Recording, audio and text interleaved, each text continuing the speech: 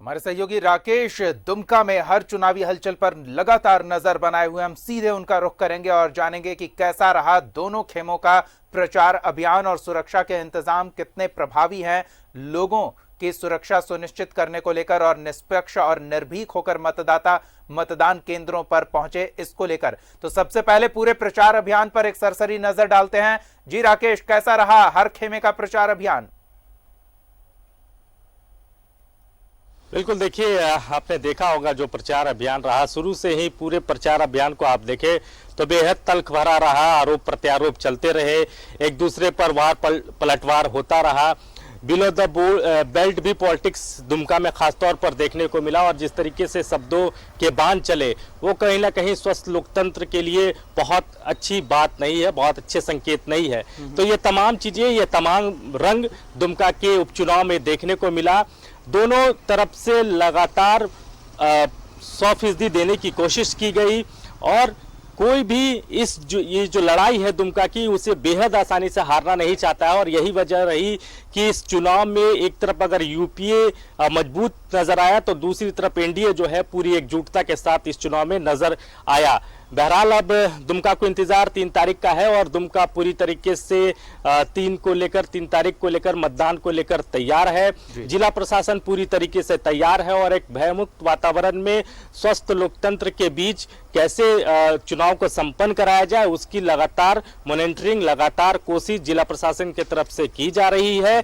और आपने थोड़ी देर पहले सुना होगा जो जिले की उपायुक्त हैं उनके प्रेस कॉन्फ्रेंस को भी, तो उन्होंने भी कहा है कि दुमका पूरी तरीके से तैयार है इस चुनाव को लेकर और वोट करेगा दुमका। इस अपील के साथ लगातार लोगों के बीच ये मैसेज देने की कोशिश की जा रही है कि कोरोना संकट के बीच आप डरे नहीं, आप घरों से निकले, आप वोट करें और तमाम तरह के प्रिकॉशंस मेजर्स किए जा रहे हैं इस चुनाव के मद्देनजर। जो गाइडलाइन दिए जा रहे हैं, प्रोटोकॉल जो भी है कोविड को लेकर, पेंडेमिक को लेकर, उसे फॉलो किया जाएगा। बूथ पर भी तमाम तरह के प्रिकॉशंस रखे गए हैं और निर्भय होकर जो मतदाता हैं वो घरों से निकले और अपना मताधिकार का प्रयोग करें। मिसाल के तौर पर अगर आप बात करें तो फेस शील्ड कवर मतदान केंद्रों पर होगा, हैंड ग्लव्स होंगे, सैनिटाइजर्स की व्यवस्था की गई है, फेस मास्क रखे गए हैं। जो भी वोटर्स आएंगे जो कतारबंद होंगे उनको पहले फेस मास्क दिया जाएगा और उसके बाद वो अपने वोट का अधिकार का इस्तेमाल करेंगे। थर्मल स्कैनिंग से उनकी जांच की जाएगी। अगर तापमान ज्यादा पाया जाता है, उनके शरीर का, बॉडी का तापमान अगर सामान्य से ज्यादा होगा तो उनके लिए अलग से मतदान केंद्र की व्यवस्था की गई है, उनके लिए अलग से टाइमिंग की व्यवस्था की गई है और वो अलग से मतदान करेंगे। तो तमाम तरह की तैयारी कर ली गई है। इस कोरोना संकट के बीच जाहिर तौर पर जिला प्रशासन की एक बड़ी चुनौती है इस चुनाव को संपन्न कराना, लेकिन प्रशासन अपने स्तर से पूरी तरह मुस्तैद, पूरी तरीके से तैयार है और प्रशासन का ये दावा है कि मुकम्मल तैयारी है और अब इंतजार लोगों का है। लोगों से अपील लगातार जिला प्रशासन की तरफ से, इनके अधिकारियों की तरफ से की जा रही है कि आप घरों से निकले और भयमुक्त वातावरण में अपने मताधिकार का प्रयोग करें। बिल्कुल राकेश, प्रत्याशियों के जीतने को लेकर एक फॉर्मूला तैयार किया जाता है। इस फॉर्मूले में पिछला काम का हिसाब किताब, आगे की कार्य योजना और साथ ही जातीय समीकरण, इन तीनों का मिश्रण सही तालमेल के साथ होना जरूरी है। तो दोनों खेमों के बारे में जानना चाहेंगे कि इस फॉर्मूले को लेकर कितना प्रभावशाली रहा उनका प्रचार अभियान और कितना प्रभावित कर सका उनका प्रचार अभियान लोगों को। देखिए, दोनों खेमे ने कोई कोर कसर नहीं छोड़ा और तमाम दलों में बड़े नेताओं ने प्रचार की कमान संभाल रखी थी। अगर आप झारखंड मुक्ति मोर्चा की बात करें तो पूरी कैबिनेट एक तरीके से आप कह सकते हैं इस चुनाव में नजर आया। झारखंड सरकार के तमाम मंत्री, चाहे वो यूपीए कांग्रेस कोटे से हो या झारखंड मुक्ति मोर्चा के कोटे से हो, वो लगातार दुमका में कैंप करते नजर आए। लगातार चुनाव प्रचार उन्होंने किया। खुद मुख्यमंत्री ने इस पूरे चुनाव की कमान संभाल रखी थी। गुरुजी जो पार्टी सुप्रीमो है उनकी मौजूदगी इस चुनाव में भले ही सभा के तौर पर नहीं थी, उन्होंने किसी तरह की कोई सभा नहीं की, लेकिन उनकी मौजूदगी मात्र ही बहुत कुछ कह गया दुमका के लिए।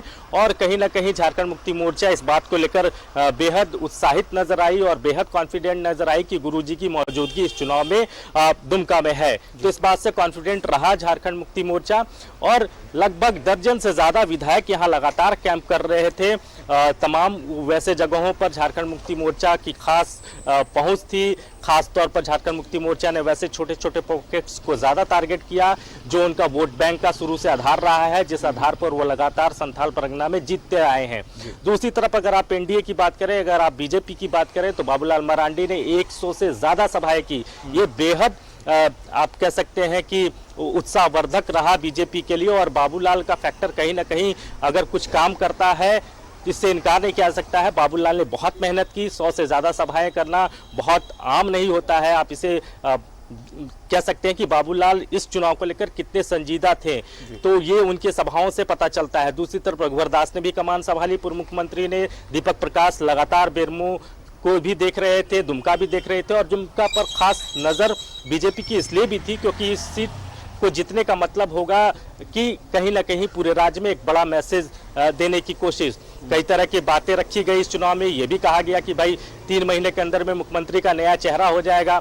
तो बहुत तरह से ये शायद बीजेपी की अपनी स्ट्रैटेजी रही होगी। बहरहाल उसके स्ट्रैटेजी का बीजेपी को इस चुनाव में कितना फायदा मिलेगा ये तो इसके लिए इंतजार करना होगा। लेकिन कुल मिलाजुला कर आप कहें तो बेहद रोमांचक मुकाबले के आसार नजर आ रहे हैं और दोनों दलों ने भरपूर कोशिश की है। 100% अपना देने का उन्होंने कोशिश कर रखा है इस चुनाव में और अब इंतजार जनता के मत का है क्योंकि लोकतंत्र में जनता मालिक होती है।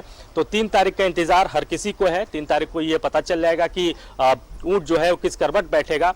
हालांकि रिजल्ट के लिए बिल्कुल तो हमारी नजर बनी रहेगी और इस बीच मतदाता के पास ये समय है कि वो अब दावों को तौलें और वादों का आकलन करें जो सामने दोनों खेमों की ओर से रखा गया है उनके पास और उसके बाद अपने मताधिकार का प्रयोग करें।